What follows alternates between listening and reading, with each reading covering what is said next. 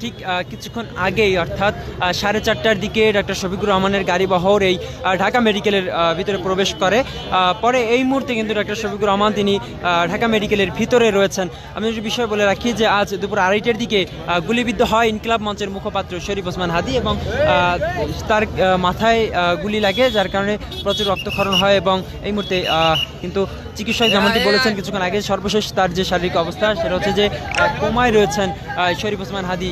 তাকে দেখতে বিভিন্ন রাজনৈতিক সংগঠন কিংবা বিভিন্ন ধরনের সামাজিক এবং অরাজনৈতিক সংগঠনের যারা রয়েছে নেতৃত্বে সবাই কিন্তু দেখতে আসছেন শরীফ ওসমান হাদীকে।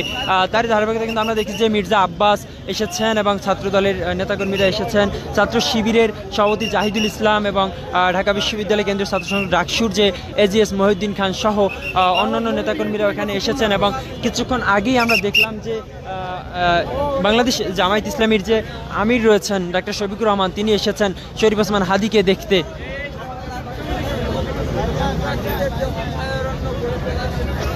এবং এই মুহূর্তে যেমনটি দেখা যাচ্ছে যে পুরো ঢাকা মেডিকেল কলেজ এলাকায় বাড়তি নিরাপত্তা জোরদার করা হয়েছে, যে ব্যাপক সেনাবাহিনী মোতায়েন করা হয়েছে এবং পুলিশ সহ অন্যান্য আইন শৃঙ্খলাকে বাহিনী সদস্যদের এখানে মোতায়েন করা হয়েছে। দর্শক আমরা দেখছি এই মুহূর্তে নাহিদ ইসলাম তিনিও এসেছেন এই ঢাকা মেডিকেলে শরীফ ওসমান হাদীকে দেখার জন্য।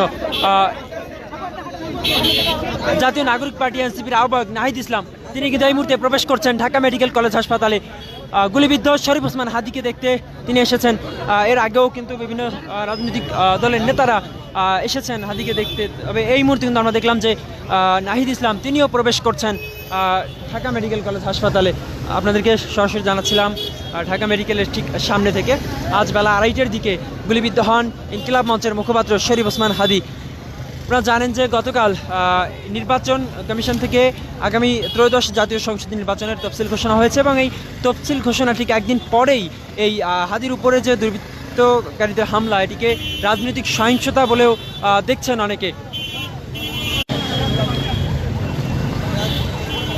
দর্শক আপনাদেরকে জানাচ্ছিলাম ঢাকা মেডিকেলের সামনে থেকে যে শরীফ ওসমান হাদী যিনি একটি অরাজনৈতিক সংগঠন ইনকিলাব মঞ্চ, সেই ইনকিলাব মঞ্চ 24 জুলাই গণঅভ্যুত্থানের পরপরই প্রতিষ্ঠিত হয় একটি সংগঠন। সেই সংগঠনের নেতৃত্বে আসছিলেন ইনকিলাব মঞ্চের হাদী এবং তিনি দীর্ঘদিন ধরে কিন্তু নির্বাচনী প্রচারণা চালিয়ে আসছেন ঢাকা 8 আসনে এবং সেই নির্বাচনী প্রচারণা ধারাবাহিকতা আজও তিনি জুমা নামাজের পরে নির্বাচনী প্রচারণায় অংশ নেন এবং সেই নির্বাচনী প্রচারণা চলাকালীন সময় তাকে বাইকে করে দুজন দুর্বৃত্ত এসে তাকে গুলিবিদ্ধ করেন এবং এই মুহূর্তে তিনি ঢাকা